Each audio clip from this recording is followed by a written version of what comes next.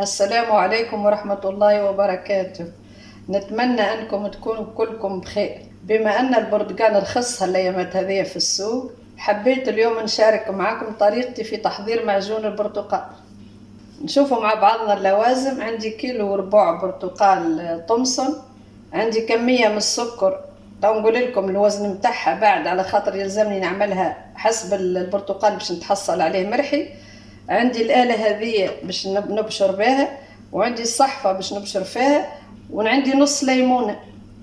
وخليكم معايا باش نشوفوا مع بعضنا طريقة التحضير. بطبيعة الحال بعد ما غسلت البرتقال متاعي بالماء والخل التعقيم، توا باش نبدا نبشر القشرة متاعها. بسم الله.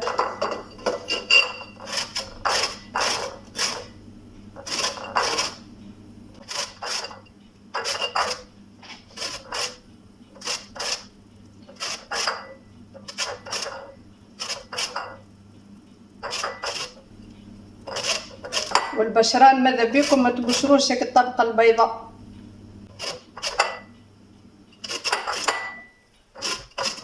تو نكمل نبشر برتقالات الكليكة ونرجع لكم.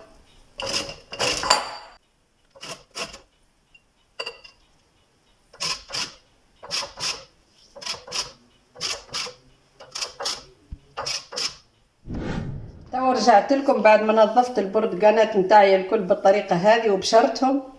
باش نبدا ننظفهم بالكعبة بالكعبة باش نحلهم القشرة، وخاصة هكا الطبقة البيضاء زي ما تتنحى هذيك هي اللي تسبب المرارة. اما بالنسبة لهذايا تو نوريكم فاش باش نستعمل.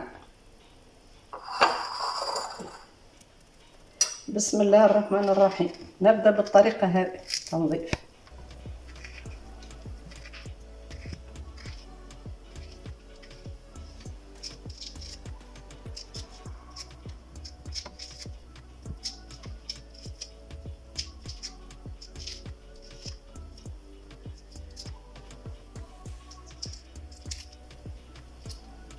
الصرة هذه تتنحى كلها،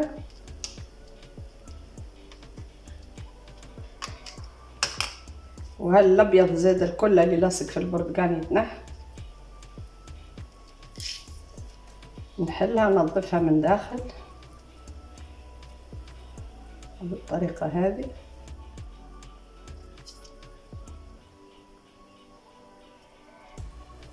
حتى كالعروق يتنحوا، ونحل هيك نلقاش بزر ولا قلم.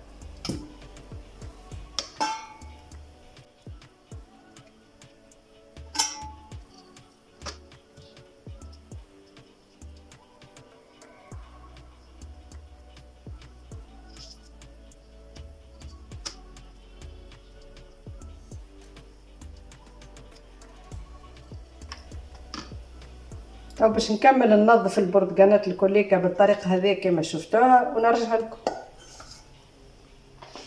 وتوا رجعت لكم بعد ما نظفت الكمية كلها كما تشوفوا، وجبت الرحاية متاعي باش نحط فيها، وأون ميم طون باش نوزن على خاطر كمية السكر اللي باش نستعملها على حسب وزن البرتقال اللي باش نتحصل عليه.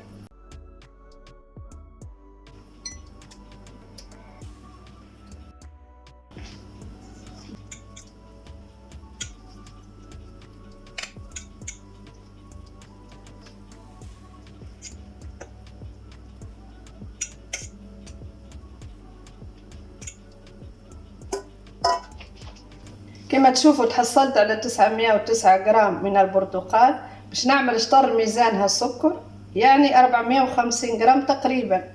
وانتم على حسب الكمية اللي باش تحصلوا عليها من البرتقال اعملوا شطرها سكر. توا باش نبدا نرحي كمية البرتقال متاعي الكل ونرجع لكم.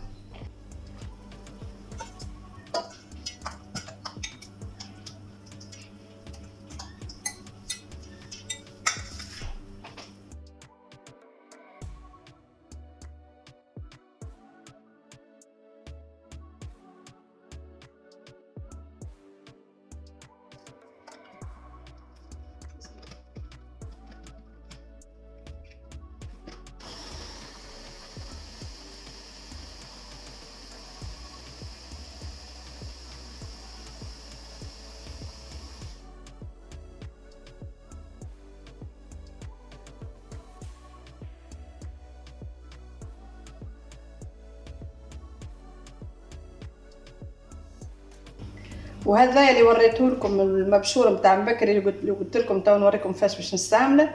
باش نعمل منهم غرفتين في العصير والباقي نخليه للحلويات.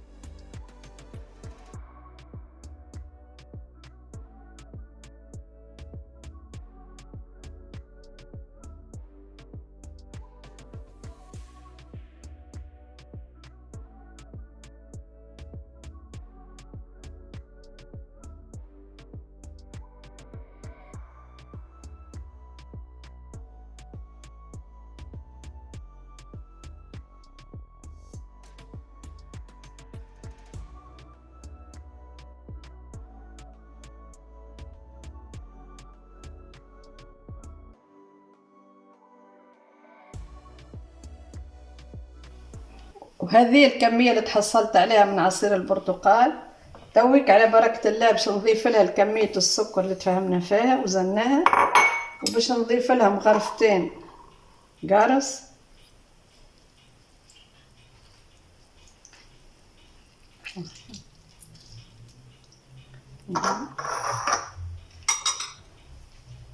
ونبدأ نحرك نذوب السكر.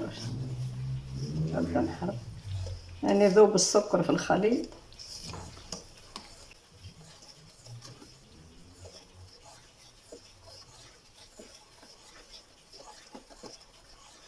بعد ما نحس كون السكر ذاب نحطها على نار هادية مع التحريك المستمر.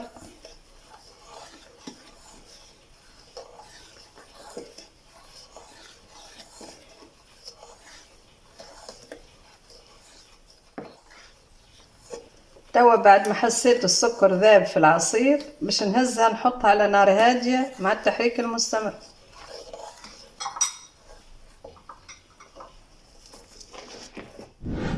ونحط على بركة الله على نار متوسطة، وكيف يبدأ يغلي نقص عليه النار مع التحريك المستمر.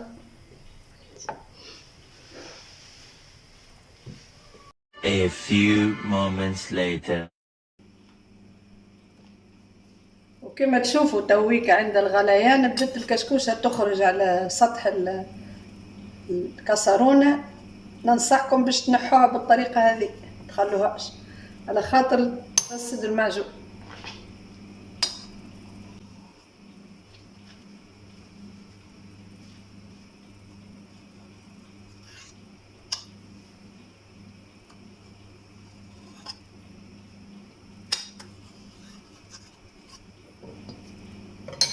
واصلوا التحريك هكاك حتى وين تخرج تكثر عليكم زيدوا نحوها.